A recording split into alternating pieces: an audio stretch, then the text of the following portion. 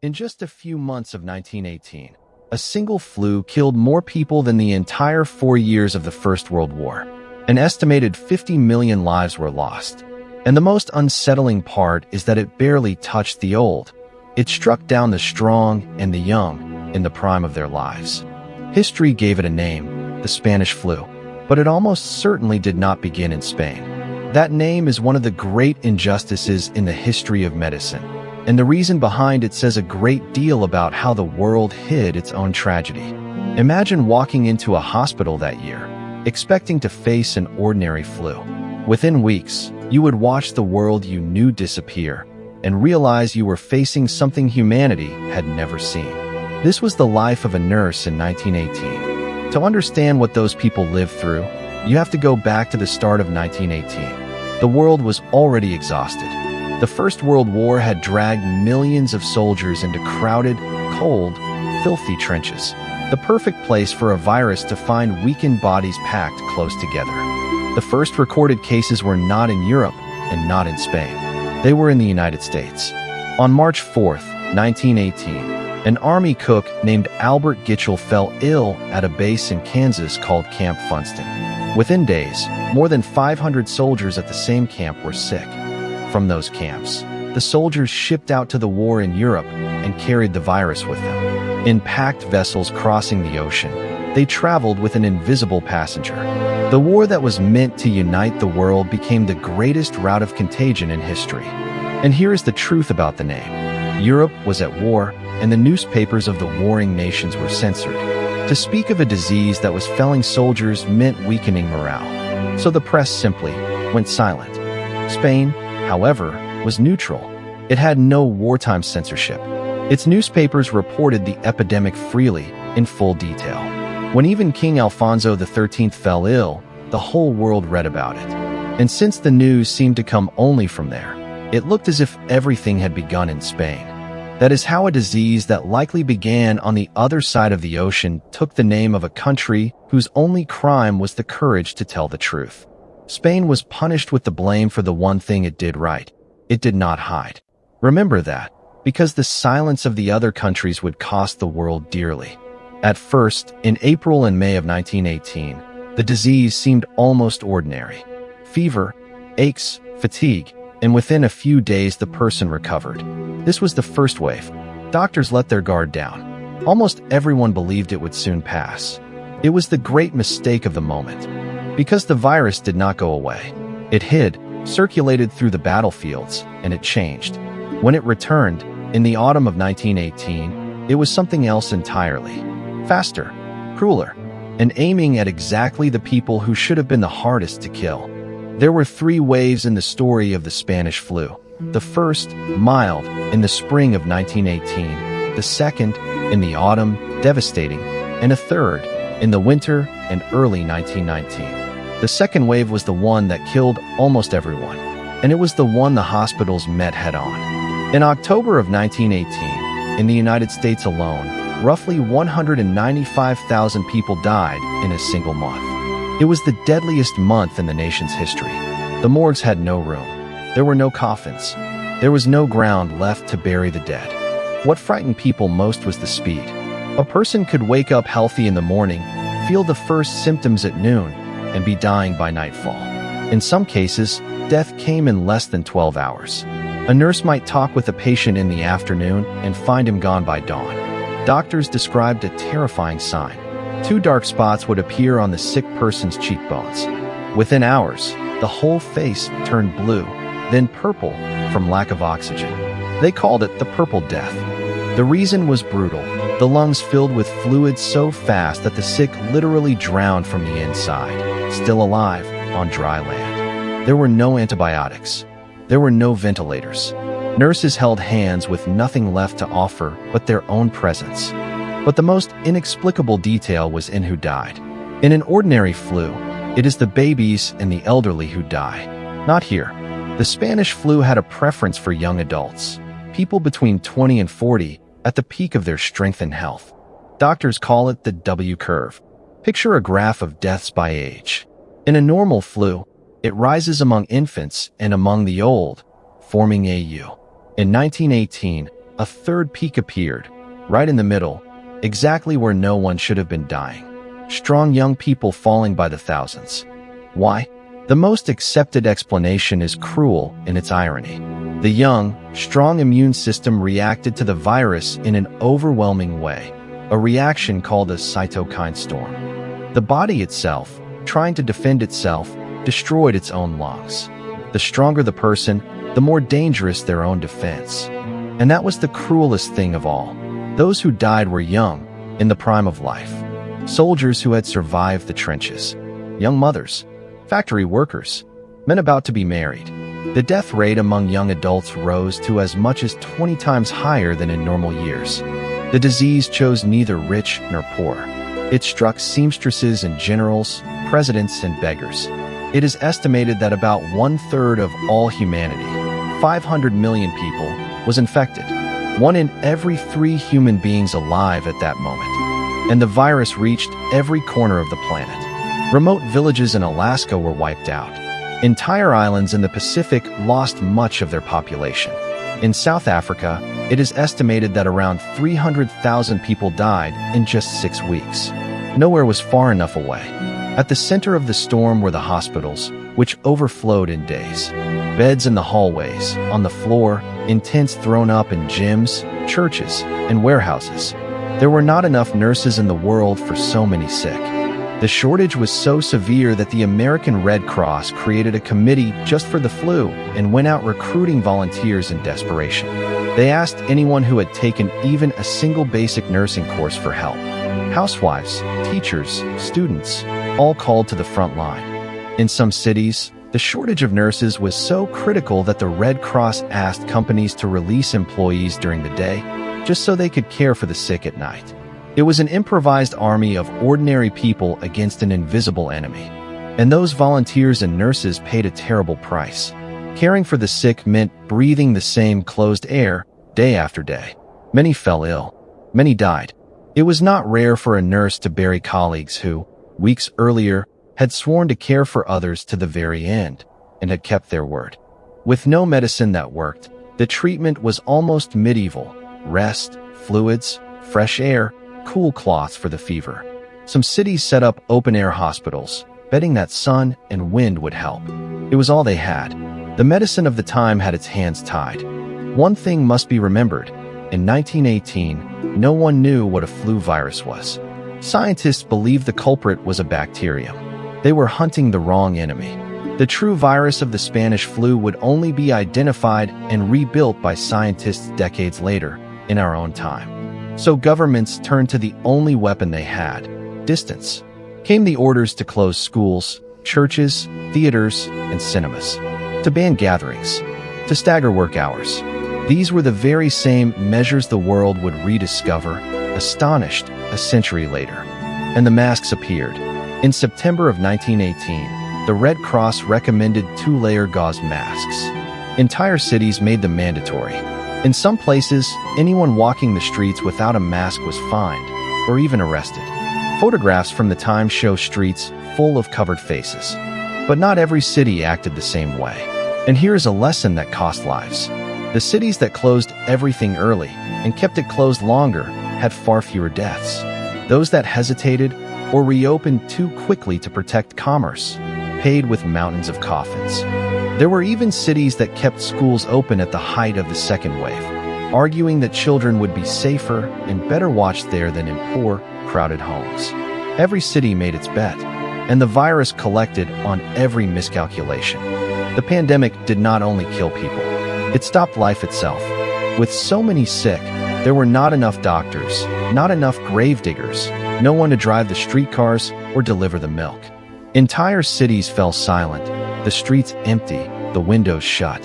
In some cities, the bodies piled up so fast that there were not enough coffins or gravediggers for them all. Families were forced to leave their dead on the sidewalks, waiting for the cart that came to collect the bodies, a scene that seemed drawn from the medieval plague, but was happening in the 20th century. Wartime censorship kept making everything worse. In many countries, newspapers played down the disease so as not to frighten the public or hinder the war effort. Official notices said it was just a flu, while, outside, people were dropping. Denial helped the virus spread. There was one event that became a symbol of that error. In September of 1918, the city of Philadelphia, in the United States, held a great patriotic parade to raise money for the war. Doctors begged them to cancel it. The organizers ignored them. Hundreds of thousands of people flooded the streets, pressed shoulder to shoulder. Within days, Philadelphia's hospitals overflowed. Within weeks, thousands were dead. That parade went down in history as one of the most tragic examples of how a single lapse in judgment can turn into catastrophe. All the while, the nurses lived inside an impossible routine, shifts that never ended. The smell of disinfectant, the constant sound of coughing, and the feeling of bailing out the ocean. For every patient who recovered, 3 new ones arrived at the door. But to reduce that time to horror alone would be unfair to those who lived it. In that chaos, there was a quiet wave of solidarity. Neighbors left food at the doors of families who had all fallen ill. Strangers took in orphan children. Humanity, at its worst moment, also showed the best of itself. And no one forced those women into those hospitals. They chose it. Thousands of anonymous women, unnamed in the history books, held the world up while it collapsed. They were the true heroines of a war with no visible enemy. The disease even changed the very look of cities. Spitting in the street became a crime in many places. Handshakes were discouraged. Posters asked people to cover their mouths when they coughed. Habits of hygiene that seem obvious today were born, in large part, from the trauma of 1918. And the economy took the blow. Shops closed, factories idle, workers sick or dead. But, curiously, some studies suggest that the cities that acted faster against the disease not only saved more lives, they also recovered economically more quickly afterward. Caring for people was also caring for the future. In early 1919, after the third wave, the Spanish flu began to retreat. Not because of a miracle cure, nor a vaccine. Those did not exist. The virus stopped for a darker reason. It had already infected nearly everyone it could infect. Scientists call this herd immunity. When a virus infects so many people that few new bodies are left to attack, it loses its strength and fades. The pandemic ended, in part, because it had reached almost every available target on the planet. It was an ending by exhaustion. When the dust settled, the scale of the tragedy was hard to grasp. The estimates vary widely, from 17 million to 50 million dead, and some studies suggest as many as 100 million. The truth is that no one knows the exact number, and that alone tells you the size of the chaos. To put it in perspective, the First World War, with all its horror, killed around 17 million people over 4 years. The Spanish flu may have killed 3 times that in a fraction of the time. It was, possibly, the greatest health catastrophe in human history. In the United States, average life expectancy plummeted in the year 1918, not because of wars or accidents, but because of a flu. A single disease was able to erase, all at once, years of progress in the health of an entire nation. And here comes the strangest fact in this whole story. A tragedy of that scale, greater than the war, was, for decades, all but forgotten. There were almost no monuments. Little was taught in schools. For a long time, it was called the forgotten pandemic. Why did the world choose to forget? Historians point to several reasons. The pandemic was overshadowed by the end of the war. The deaths came so fast and in such numbers that no one had time to process them. And perhaps there was a collective will to simply move forward and not look back. There was also the private silence. Families who lost fathers, children, brothers, often did not speak of it. The pain was too great. And so millions of stories, those of the sick and those who cared for them, were swallowed by time, with no name and no gravestone. But the virus left marks that science would only understand much later. Decades afterward, researchers managed to recover fragments of the 1918 virus, including from bodies frozen in the permafrost of Alaska, and rebuild it in a laboratory, under maximum security, to finally study the killer up close. They discovered it was an H1N1 virus of the flu family, and that virtually every flu pandemic that came after, including the one in 2009, descends, in some way, from that 1918 virus. Some scientists called it the mother of all pandemics. This knowledge is not just curiosity. Understanding why the 1918 virus was so deadly helps today's medicine prepare for the next threat. Every lesson from that horror became a tool to try to keep it from happening again. And many of those lessons are exactly the ones the world relearned, astonished, in recent times. Distancing, masks, closing and reopening with care, not downplaying the threat, trusting the numbers, not the wish for everything to go back to normal. 1918 had already written that manual in blood. Perhaps the greatest lesson lies in a contrast. The cities that listened to science, acted early, and held firm, lost fewer people. Those that denied, hesitated, or gave in to haste paid dearly. 100 years later, that remains the most uncomfortable and most useful truth of the pandemic. There is one more detail that few people know. The virus may have influenced the very end of the First World War. Troops on both sides were decimated by the disease at the decisive moment of the conflict. The flu, indifferent to flags, brought down soldiers the bullets had never reached. Think about it. A disease with no army, no border, and no ideology killed more people than the bloodiest war the world had known until then. And it did so almost in silence, while the spotlight was turned entirely on the battlefields. For those women, there were no medals at the end. When the pandemic passed, they simply went home, carrying memories that would not fit into words. They had seen death up close, every single day, and had chosen to stay. That was their heroism. That is why it is worth remembering this story now. Not to frighten, but to honor. 50 million people are not a number. They are 50 million lives, names, faces. Each one had someone holding their hand, or wished they had. The Spanish flu teaches us something hard about ourselves. We are capable of forgetting even the greatest tragedies. But it also teaches us the opposite, that, in the midst of the worst, there are always people who choose to care, even when it means risking everything. Today, scientists constantly monitor the flu viruses circulating around the world precisely because of what happened in 1918. That forgotten pandemic became the reason we have global alert systems, vaccine banks, and emergency plans. The dead of 1918 still protect us. And there is a final irony in the name. To this day, many people believe the disease began in Spain. The mistake took hold so firmly that it became the official name in books around the world. A neutral country, whose only offense was the honesty to tell the truth, carries forever the blame for a tragedy that most likely began far from its shores. Perhaps it is time to correct this in our memory. The Spanish flu was not Spanish. It was human. It belonged to everyone. It was born of war, of silence, and of crowding, things no border on any map can contain. When you think of 1918, do not think only of the numbers. Think of the empty streets, the gauze masks, the stacked coffins, and think of the anonymous hands that cared for the sick when no one else could. Think, too, of how the world, after so much suffering, managed to move forward. The survivors rebuilt. They had children.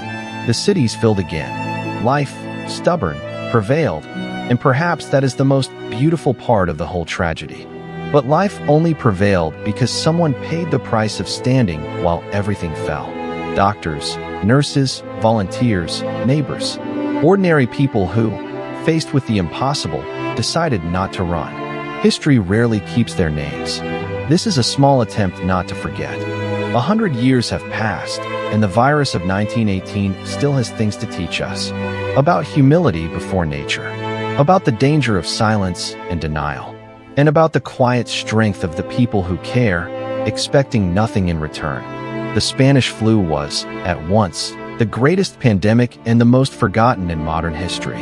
It killed more than the war, changed medicine, reshaped the habits of the entire world, and almost vanished from our memory. To remember it is an act of respect. Somewhere, in some makeshift hospital of 1918, a nurse took off her gauze mask at the end of another impossible shift and breathed. She did not know she was living through one of the greatest chapters of human history. She only knew that, the next day, she would come back. If this story moved you, do one thing for me. Comment below what struck you most, the unjust name, the W curve that killed the young, or the fact that a tragedy so vast was almost forgotten. And if you love history told with respect and depth, real, human, and impossible to forget, subscribe to World and Stories. Because some stories must never fall into silence again. 50 million lives, a virus with no border, and ordinary people who chose to stay. May we never forget them again. Until the next story.